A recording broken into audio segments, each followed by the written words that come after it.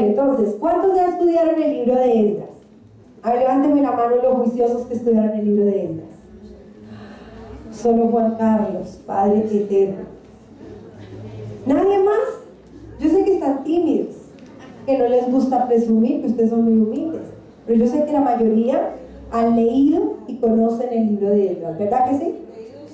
¿Cierto que sí? Amén. Entonces, como ustedes han leído y lo conocen, me van a ayudar. Amén. Me van a ayudar. Este pasaje habla de la reedificación del templo. O sea que el tema de esta noche va a ser la reedificación del templo, de la casa de Dios. Amén. Yo le coloqué, es el tiempo de la reedificación del templo o de la casa de Dios, como usted lo quiera llamar. Amén. Y me surge una pregunta en esta noche, hermano. ¿Qué es reedificar?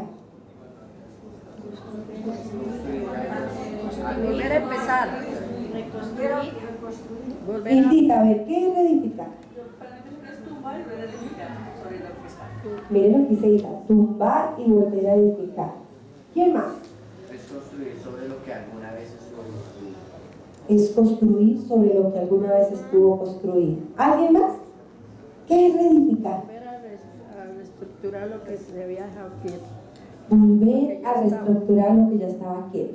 Bueno, hermano, yo fui al diccionario y decía que reedificar es construir nuevamente un edificio arruinado, ¿cierto? Es construir, ¿cuántas veces? Nuevamente, una vez más, ¿cierto? O sea, restaurar, amén. Un edificio, una casa, ¿cierto? O un templo en este momento. Pero óigase bien esto, que estaba, ¿cómo estaba? Arruinado. Arruinado, ¿eh?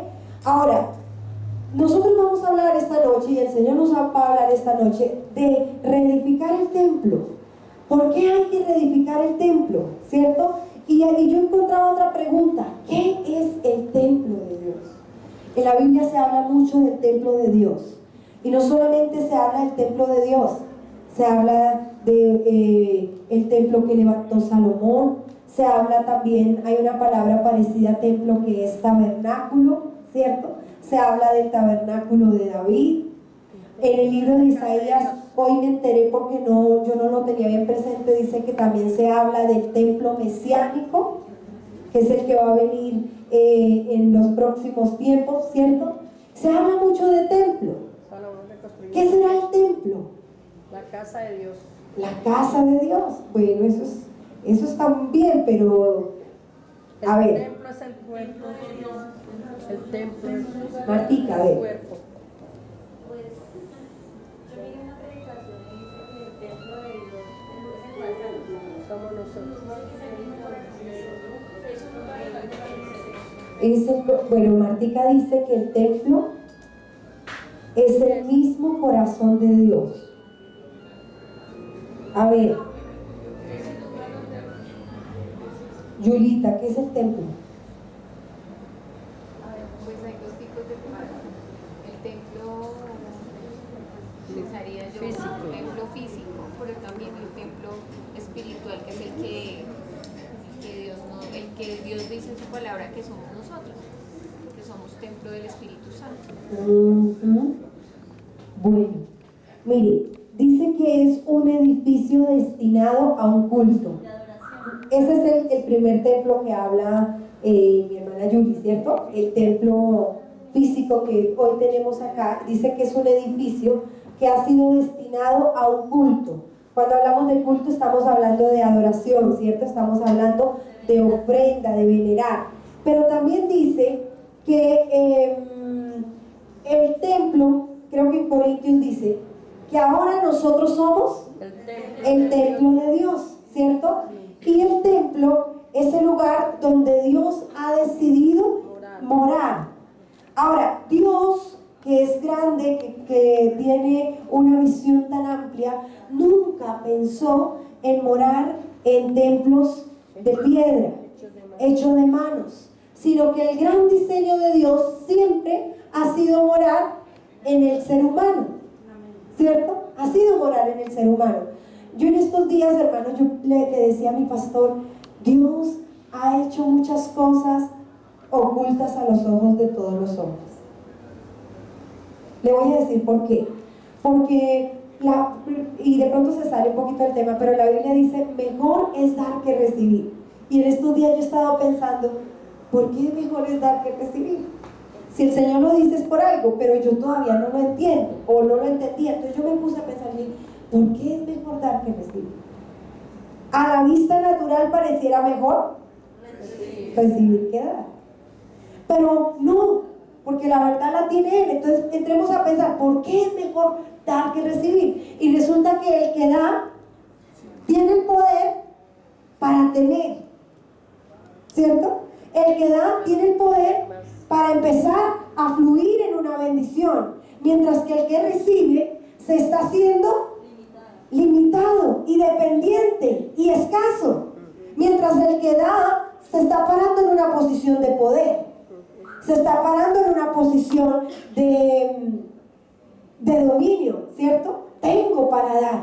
Y el que recibe está diciendo, soy un necesitado. Por eso Dios dice, mejor es dar que recibir. Ahora, yo decía, esta verdad la ocultó Dios a los ojos de los hombres. Solo el que va a la palabra y realmente entra por el Espíritu a la palabra, llega a entender un secreto de esos y a vivir en un secreto de esos. Y no estamos hablando en una sola área. Mejor es dar amor que esperar a recibir amor. Fíjense que el mundo está deseando amor, pero nadie está dispuesto a dar amor. Mejor es dar ofrenda al hermano que esperar a recibirlo, ¿cierto? De hecho, los que quieren ser bendecidos y los que queremos ser bendecidos tenemos que saber que el secreto es fluir. ¿El secreto es qué? Fluir, dar, ¿cierto? Dar. Entonces, cada oportunidad que usted tenga debería arrebatarla para dar, antes de esperar a recibir. Eso es algo que Dios ocultó a los ojos de los hombres y que solamente el que conoce la verdad le es revelado. Pero también el templo, porque la mayoría de nosotros creemos que Dios ha venido a moverse en templos, y la religión magnifica el templo físico. La religión de hecho adora más el templo que al mismo Dios, pero Dios diseñó un templo hecho ¿de qué? ¿De carne y hueso? Y a su imagen y semejanza diseñó el templo en nosotros. Amén. Ahora, hermano, resulta que yo encontraba, dice que el templo también es tabernáculo, y decía que el tabernáculo fue levantado para mostrar el diseño de Dios. Diga, diseño de Dios. Para revelar el plan de Dios a los hombres. Cuando uno estudia el tabernáculo, se da cuenta que nada en el tabernáculo carecía de significado. O sea, el tabernáculo tenía cortinas, a ver los estudiosos, porque yo esa sí parte me corchan. Tenía cortinas color ¿qué? Púrpura, carmesí. Y esas cortinas tenían un significado. Tarea, ¿cierto? Todo tenía un significado. Las columnas, el lugar santo, el lugar santísimo, todo lo que estaba en el tabernáculo tenía un significado. Y el que ha estudiado el tabernáculo descubre el diseño de lo que Dios planeó para el hombre. Ahora, el diseño inicial no era que el hombre, no era el tabernáculo físico. El diseño de Dios siempre ha sido que mi vida y su vida sea en el tabernáculo para Dios. ¿Saben? Diga, yo soy el tabernáculo para Dios. Entonces, yo encuentro cada vez que voy a la Biblia, y en el libro de Esdras lo vamos a encontrar, que el tabernáculo y que el templo estaba arruinado, estaba destruido, que había una lucha, y siempre se planteó una lucha fuerte por el templo, ¿cierto? Que no se quería dejar edificar, que siempre había una oposición. Resulta que, para los que de pronto conocen dice que el pueblo de Israel, a causa del pecado, entró en cautividad. Y cuando entró en cautividad, ¿a dónde fue llevado? A Babilonia. Muy bien. ¿A dónde? A Babilonia. En Babilonia había un hombre, un rey, que en esos momentos gobernaba y que trajo sobre el pueblo de Israel esclavitud. ¿Cómo se llama ese rey? Muy bien, Nabucodonosor, ¿cierto? ¿Y qué hizo el rey Nabucodonosor? Dice que impidió que el templo de Dios floreciera y se levantara. Impidió que se le diera culto a Dios. Y no obstante eso, cogió los instrumentos y todo lo que había en el templo y dice que lo sacó del templo. ¿Y a dónde lo llevó? No, en Babilonia estábamos. ¿A dónde lo llevó? ¿A dónde lo llevó? A su reino, ¿A dónde? a su lugar. Al templo de Babilonia, ¿cierto?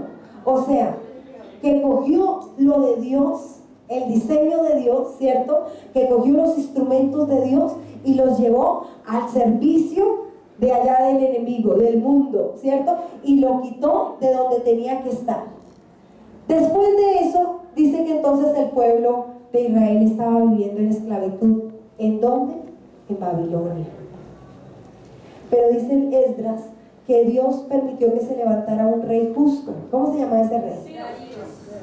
Darío. Ciro era malo. Ciro, ¿cierto? Sí, pues Ciro. Dios permitió que se levantara un rey justo que se llamaba Ciro. Sé que aquí estamos repasando, estamos estudiando, para los que no hayan estudiado Esdras. Se levantó Ciro y dice que Dios puso algo en el corazón de Ciro. Dice que Dios despertó el corazón de Ciro. ¿Y qué hizo cuando despertó el corazón de Ciro?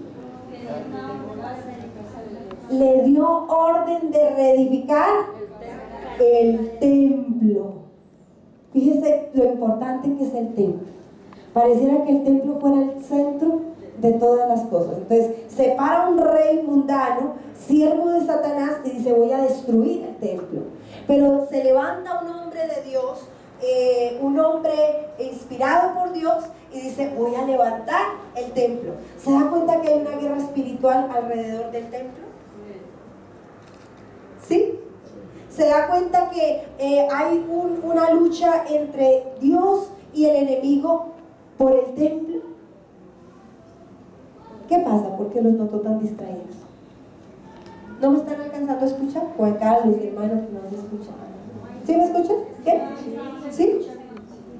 Ah, bueno.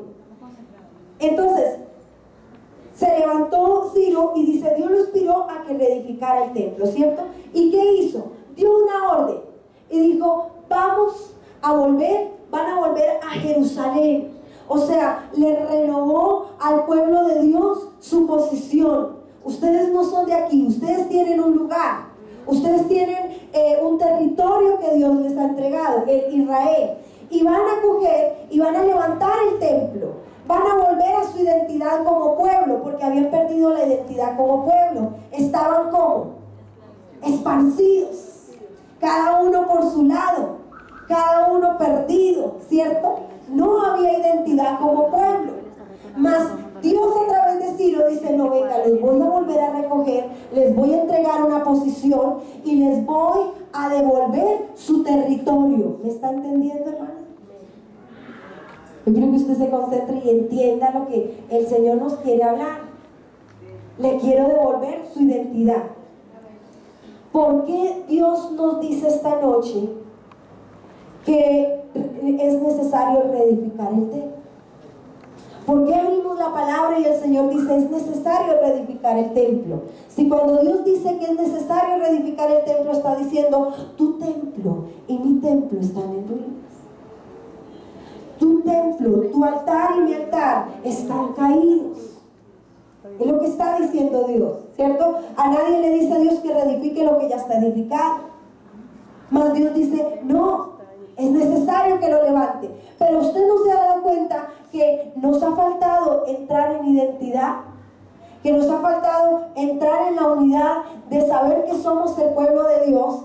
Usted sabe que el pueblo de Dios es unido. Usted sabe que el pueblo de Dios es celoso de su nacionalidad, de su identidad. Que ellos donde van saben que son los hijos de Dios, que hay una bendición sobre ellos, que son especiales, que son diferentes. Pero ¿a cuántos de nosotros el enemigo nos ha robado la identidad? Y nos ha hecho ver ya no como especiales, ya no como diferentes. Nos vemos como la subcultura del mundo. Nos vemos iguales que los demás. Nos sentimos afligidos. Estamos enfermos, estamos decaídos, estamos endeudados, estamos amargados, nuestros hogares están mal, nuestras vidas están afligidas porque el enemigo ha quitado la identidad y nos ha sacado del territorio que Dios diseñó para nosotros como nación y como pueblo. ¿Me está entendiendo? ¿Está conectado conmigo en esta hora? Eso hizo. Pero dice que Dios levantó a través de Ciro unos hombres, y en esos estaba Zorobabel y otro, a ver, ayúdenme. Estaba Zorobabel y estaba Ageo y Zacarías eran profetas. no, Jesúa. ¿Quiénes eran? Zorobabel y Jesúa. Ahí dicen hasta de quién eran hijos. Levantó a través de esos dos hombres algo, un despertar, ¿cierto? Y dice que a través de Zorobabel y Jesúa empezó a salir el primer grupo, de nuevo, otra vez, hacia el territorio de Dios. O sea, a través de dos hombres Dios empieza a mover, a traer un movimiento donde dice, vamos a volver a entrar en la posición que Dios nos ha llamado.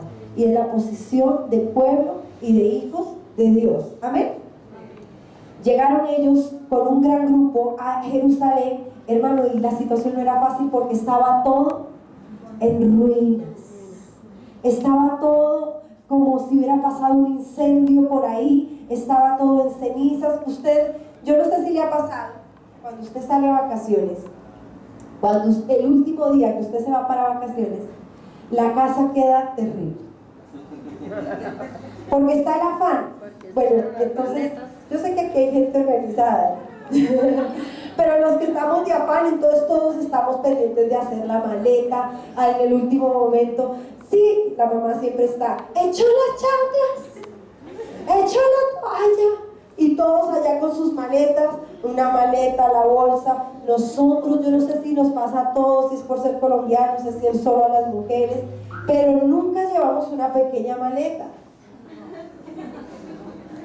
¿Cierto que no? Siempre llevamos una maleta grande, llevamos una bolsa, llevamos otro paquete y llevamos como 4 maletas. ¿Para dónde va? Para Melgar. ¿Cuántos días? 2 días. ¿Por qué 4 maletas? Y cuando uno está haciendo todo eso, la casa se vuelve un caos. Entonces no importa. Y si se dice que se va a salir a las 7 de la mañana, pues no hay tiempo de tender cama. No hay tiempo de arreglar baño. Como quedó, nos bañamos, el baño quedó lleno de agua, las camas quedaron extendidas, la cocina se hizo el desayuno, desayunamos rápido porque nos fuimos para Melgar. ¿Quién lava la loza? Ay, lava la loza cuando se va a ir a pasear, cuando volvamos. El problema es cuando usted llega y se encuentra la casa como está. Entonces usted llega cansado de descansar. ¿Sí me ha pasado que usted llega cansado de descansar? Llegamos cansados de Melgar porque qué solazo, porque no esa piscina, porque, bueno, etcétera, etcétera.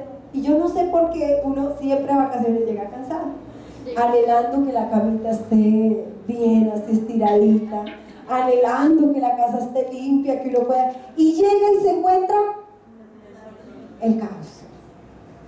Y eso es maluco. ¿Sí le ha pasado? Maluco, ¿cierto? Ahora imagínese usted que venía el pueblo de Dios. ¿Será que venía fortalecido? No. ¿Será que venían animados? No. ¿Será que venían llenos de fe? ¿Ungidos? Tenían las alas No, caídas. venían cansados, venían debilitados, habían tomado una decisión. Vámonos, ¿cierto? Vamos a levantarnos, tomaron esa decisión. No por convicción propia, sino porque alguien nos inspiró, ¿cierto? Sí, vámonos, sí, vamos a empezar a orar nuevamente, sí, vamos a levantar el altar, sí, vamos a empezar a estudiar nuevamente la palabra, sí, vamos a ir a las 7 de la mañana con el pastor, bueno, voy a volver el martes por la noche, bueno, yo también voy a empezar a aprenderme los pasos del maestro, y venían en ese proceso, y cuando llegan otra vez se encontraron que Jerusalén estaba desordenado y en una ruina. Entonces se encontraron con ese choque y tuvieron que empezar ese proceso de decir, pero lo vamos a hacer. Lo vamos a hacer, esa determinación de lo vamos a hacer. Dice que empezaron a edificar el templo, hermano, y pasó algo. Empezaron a levantar, dice que lo primero que levantaron fue la adoración, que levantaron el altar, que renovaron el culto, pero se encontraron que no había fundamentos, diga fundamentos. No había fundamentos. Entonces alguien dice, tenemos que levantar los fundamentos. Y empiezan a levantar los fundamentos. Cuando se levanta, vayamos juntos al capítulo 4. Vamos solamente a leer la Biblia, tranquilos. Yo quiero que vayamos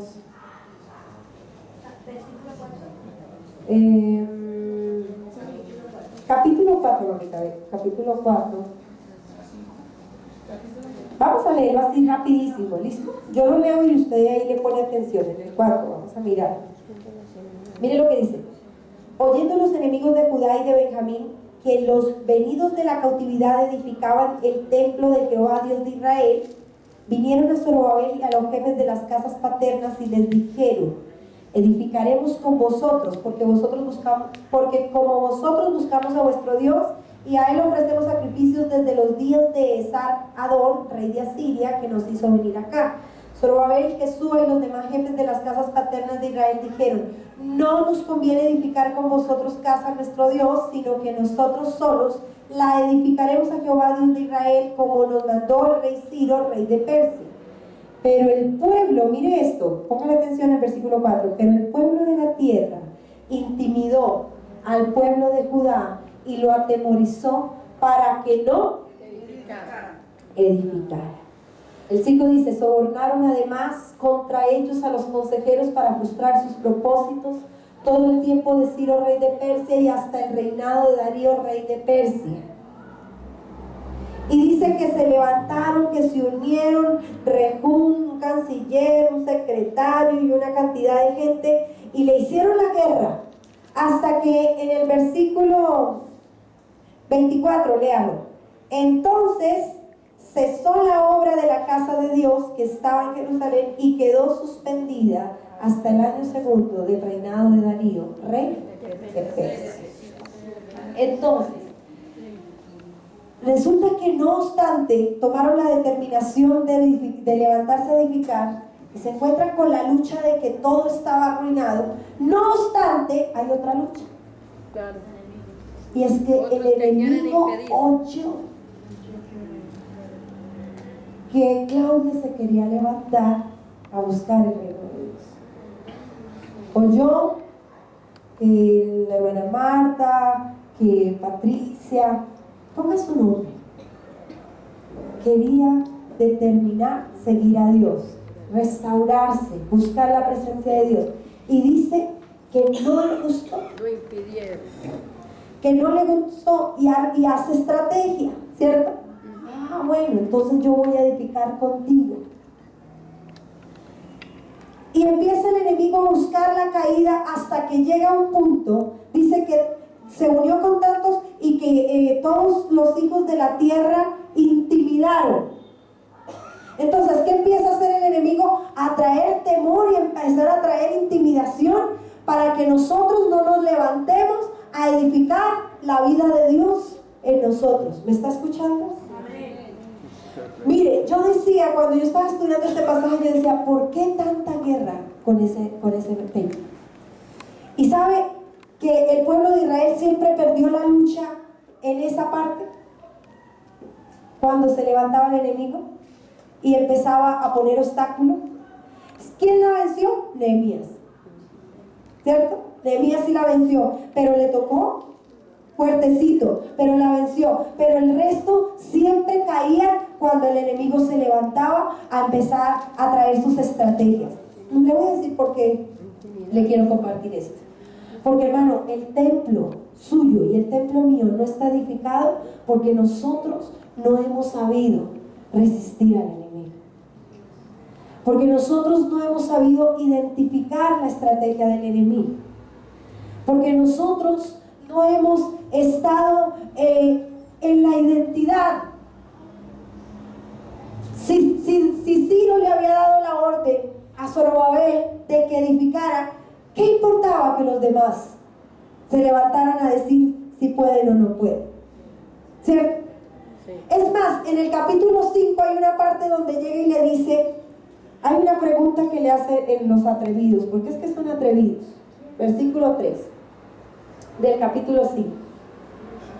Dice, en aquel tiempo vino a ellos Tatnai, gobernador del otro lado del río, y Setar-Boznai y sus compañeros, y les dijeron, ¿quién os ha dado orden para edificar la casa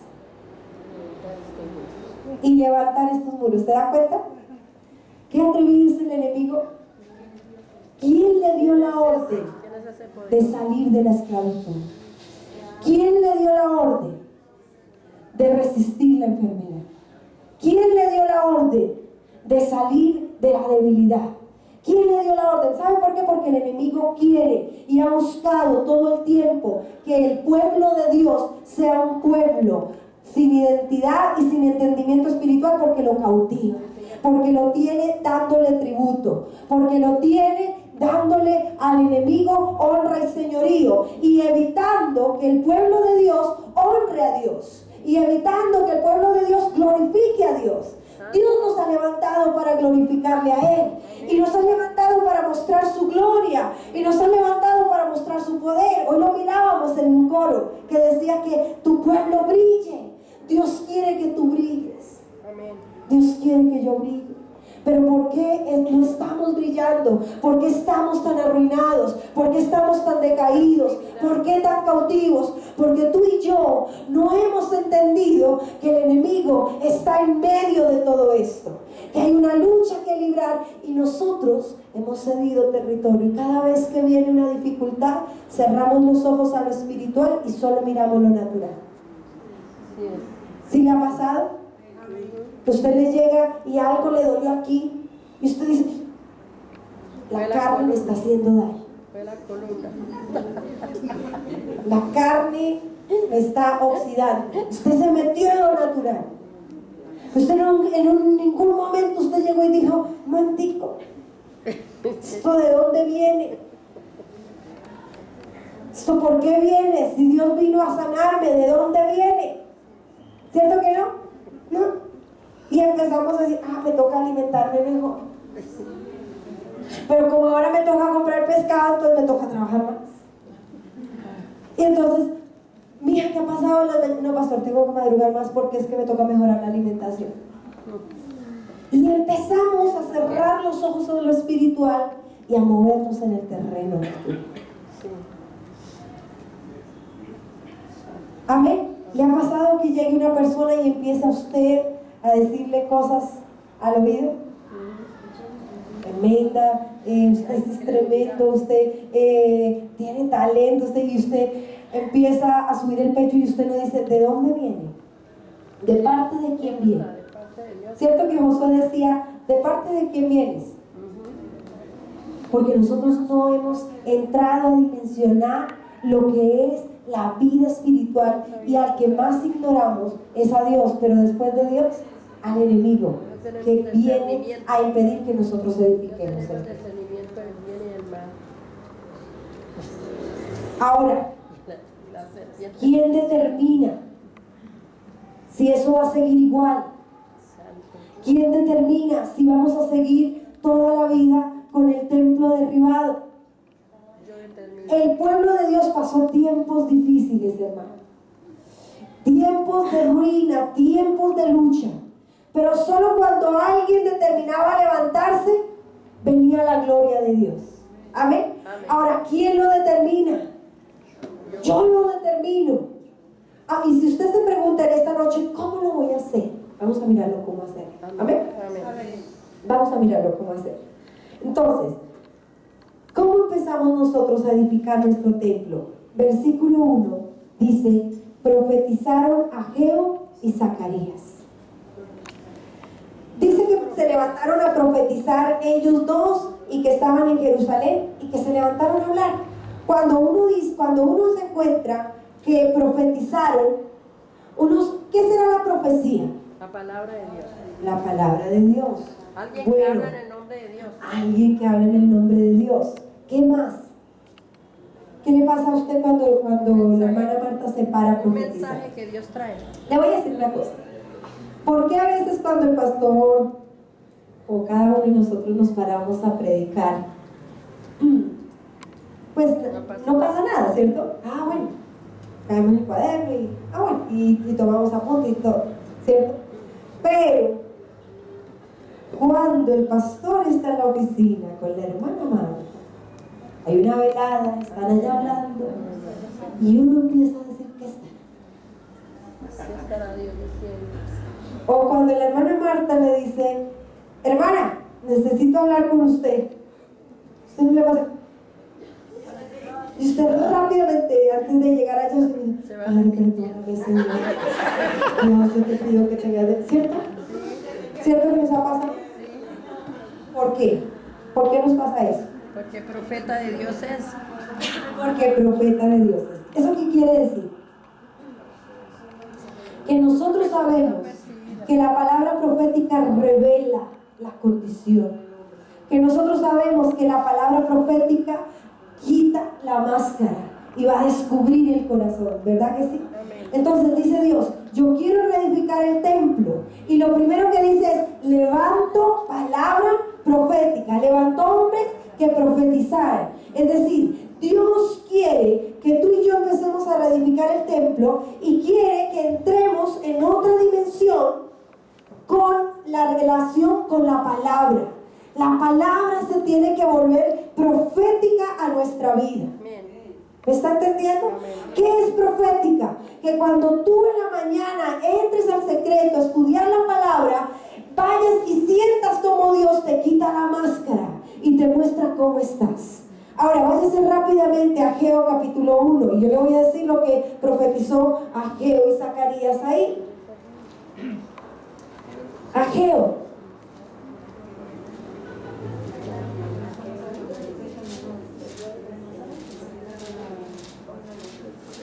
Amós, Abdías, Zacarías, ¿dónde está Ageo? Ageo, después de Sofonías. ¿Listo? Capítulo 1, mire lo que dice.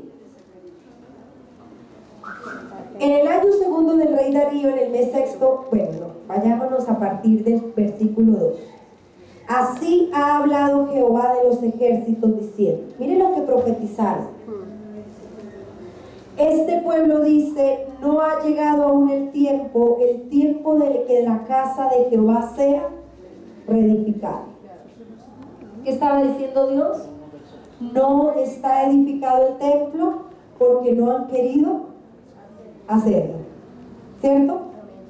Empezó por ahí.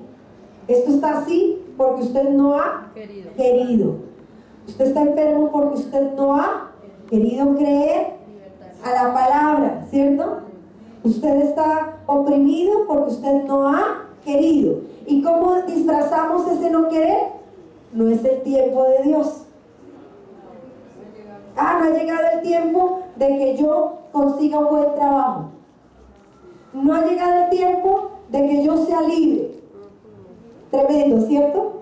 Como con palabras bonitas, pero estamos descubriendo que hay un problema de indiferencia a la voluntad de Dios. Ahora, ¿qué más dice? El 3. Entonces vino palabra de Jehová por medio del profeta Ageo diciendo, es para vosotros tiempo para vosotros de habitar en vuestras casas artesonadas y esta casa está desierta. Hermano, ¿sabe qué dice el Señor? Que nosotros decimos no hay tiempo para Dios porque tenemos tiempo primero en nuestra casa artesanal. ¿Qué es nuestra casa artesanal? O sea que está que tiene provisión. Martica sabe que es la casa artesanada, ¿cierto? Arreglada, adornada, Que está bien organizada. organizada. A mi manera. A ver, escúchame. Cuando está adornada, organizada, pero que no hay presencia. O sea, lo que yo Que yo quiero hacer es la casa de esas. arreglada, artesanada es cuando están los dones, los talentos, cuando está todo, pero no se están usando. Este se llama arreglada y artesanada, falta accionar. O sea que arreglada y artesonada es que está llena de dones, ¿cierto? ¿Qué es artesonada? Los Sencillos. artesos, no sé si se dirá así, Los aderezos. son las cosas que hacen los artesanos, ¿cierto? Entonces Los es cuando, utensilios. por ejemplo, los que conocen de pronto la casa de la hermana Marta, y Alfredito allá tiene la casa artesanal, ¿cierto? La tiene artesanada. ¿Por qué la tiene artesanada? Porque allá usted va y allá entonces la cocina integral de madera, bueno, todo bonito, así bien organizado. Pues porque el que arregla y el que construye vive allá, ¿cierto? El Señor dice, ¿por qué no hay tiempo para mí? Porque ha dicho, no es el tiempo. De la casa de Dios no es de salir a predicar, no es el tiempo. De meternos al instituto, no es el tiempo. De salir a predicar, no es el tiempo. De meternos a ayunar, no, todavía no es el tiempo. De ir a ver, no es el tiempo. Entonces dice el Señor, entonces, ¿por qué si es el tiempo de que usted artesone su casa? A su manera. ¿Cierto? Su casa. Mire que ahí en este versículo hay dos casas. Sí. La suya y la del Señor. ¿Se está dando cuenta? Hay una división. Cuando debiera ser que mi casa es la casa De Dios. de Dios. ¿Sí o no? Ese es el diseño de Dios. Que su vida sea la casa de Dios. Pero ahí muestra una separación. Hay una división entre Dios y nosotros. Porque yo estoy edificando mi vida a mi manera, artesonándola. ¿Y qué quiere decir eso? Que Claudia se va a estudiar. Y hay tiempo para estudiar. Y hay tiempo para hacer cursos. Y hay tiempo para hacer planes. Y hay tiempo para sacar sándwich a vender. Y hay tiempo para irse a viajar. Y hay tiempo para todo. Pero a llorar y orar, no. Todavía no hay tiempo. No entiendo. Venga, no, pastor, es que estoy estudiando, tengo tarea, toca ir a trabajar, toca ir a hacer. Y el Señor está mostrando una división. Hay una división entre el diseño de Dios y mi diseño. Hay un distanciamiento entre el pensamiento de Dios y mi pensamiento. Por eso el altar de Dios en su vida y en mi vida está caído. Señor. La profeta Ana Vives, ella decía que ¿La alcanzan a escuchar? ¿No? Echar la ventana. La profeta Ana Méndez decía que casa adornada y artesanada era cuando Dios le había dado a la persona dones, talentos, ministerios para hacerlo, pero que estaba así, adornada con todo eso, mas no estaba el personaje importante, que era el Espíritu de Dios, que es el que la acciona, porque lo relegamos, lo sacamos.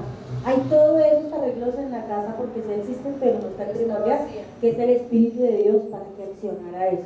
Eso él explicaba que era una casa artesanal. Entonces, hemos sacado la presencia del Espíritu de Dios, hermano. Entonces yo le voy a decir, usted en esta noche no se siente libre, porque hay muchos que aquí no están libres. Bien. Usted en esta noche no se siente fortalecido. Usted en esta noche no se siente prosperado, que no se siente gozoso, que no hay paz en su vida. Yo le voy a decir con amor y le voy a decir de parte de Dios, el pensamiento tuyo está lejos del pensamiento de Dios. No ha habido tiempo en tu vida para Dios. No ha habido prioridad en tu vida para Dios. Y por eso estamos así. Así es. Por eso estamos así. ¿Me está entendiendo? Pero Dios quiere otra cosa para tu vida y mi vida. Mire, sigamos mirando. Entonces dice el versículo 5. Pues así ha dicho Jehová de los ejércitos: medita bien sobre vuestros caminos. Le voy a decir, y lea esto: sembráis mucho, recogéis poco, coméis y no os saciáis, bebéis y no quedáis satisfechos, os vestís y no os calentáis, y el que trabaja jornal recibe su jornal en saco roto. ¿Se da cuenta que Dios ha visto que tú le has dado la prioridad al trabajo y estás cansado? No hay plata, trabajas más y se ve menos. Que le has dedicado el tiempo a la casa y todo está peor y está en caos. Que le has quitado el primer lugar y le hemos quitado el primer lugar a Dios, y hay una frustración y hay un vacío y hay una desolación espiritual en nuestras vidas. ¿Me está siguiendo en esta noche? Amén. Más, hermano, el Señor dice: medita sobre tu camino. Piensa por qué estás como estás esta noche en este lugar. Piensa por qué te sientes como te sientes. Piensa en qué momento entraste en esa condición. Qué palabra se salió de tu boca que te llevó a la cautividad. ¿Qué pensamientos vinieron sobre tu mente que han hecho que estés lejos del diseño de Dios? ¿Qué ha habido en tu vida que no permite que hoy su gloria esté sobre ti, sobre mí? Eso dice el Señor en esta noche: medita. Y yo te digo esta noche, hermano, hoy es un día importante como lo son todos los días para Dios en nuestras vidas. ¿Me está entendiendo? Para Dios no es un jueves más, ni un viernes más, ni un sábado más. Cada día para Dios es un día de diseño, de crecimiento. Pero nosotros no lo vemos así porque hemos estado en nuestra casa artesanal. Amén. Ahora miren lo que dice Dios. Y miren lo que dice Dios que quiere que hagamos.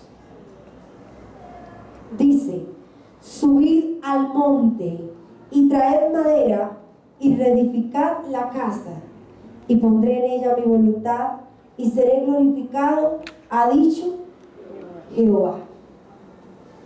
¿Qué quiere entonces Dios? Primero, suba al monte. ¿Qué es subir al monte? Es determinar buscar a Dios, ¿cierto? Es determinar volver el corazón hacia Dios. Arrepentimiento no es que usted se dé látigo y yo me dé látigo. Arrepentimiento no es que nos entristezcamos y nos amarguemos, ¿cierto? Arrepentimiento es que reconozcamos que hay algo mal y cambiemos la actitud. Y de estábamos alejados de Dios. Perdóneme, hermano.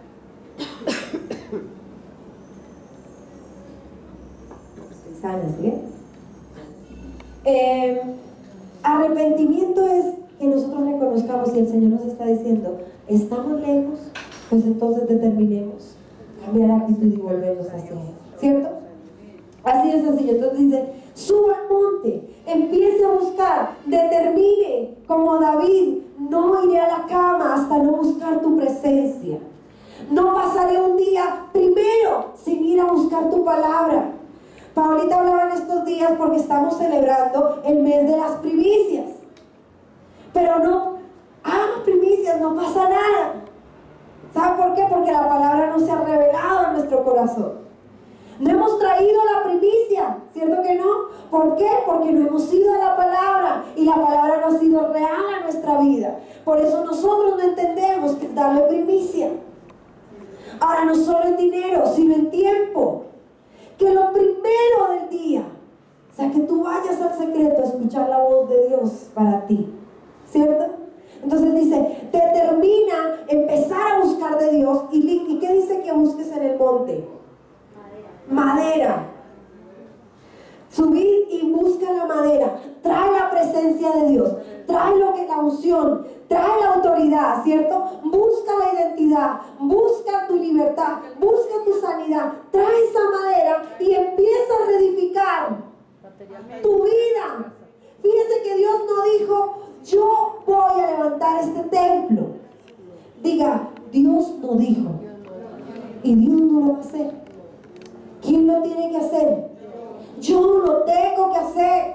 Si tú no determinas levantarte a empezar a buscar de Dios, Dios no va a hacer nada en ti y en mí, porque no lo puede hacer. ¿Me está entendiendo? Amén. Amén.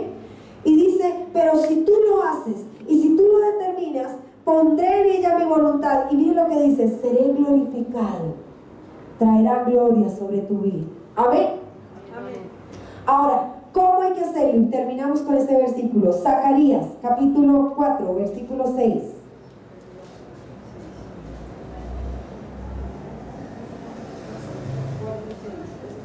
Creo que Zacarías ahí, adelantico.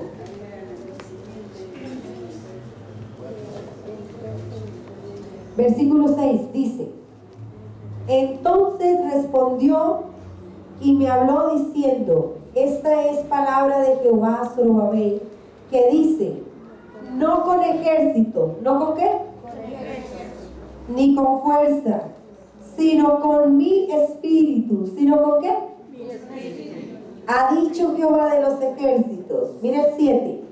¿Quién eres tú, oh gran monte? Delante de Zorobabel serás reducido a llanura. ¿Qué va a pasar con las dificultades? Se convertirán en llanura. ¿Qué va a pasar con los montes y las dificultades? Se allanarán cuando venga el poder del Espíritu de Dios, ¿cierto? Cuando tú y yo lo empecemos a buscar hasta que el Espíritu de Dios venga sobre nuestra vida, dice que ese monte que se había levantado delante de nosotros, esa situación que nos tiene allá embarcados, se va a romper, porque el Espíritu la va a romper, pero es necesario que tú y yo determinemos volvernos hacia Él. Amén. Él sacará la primera piedra con aclamaciones, gracia a ella.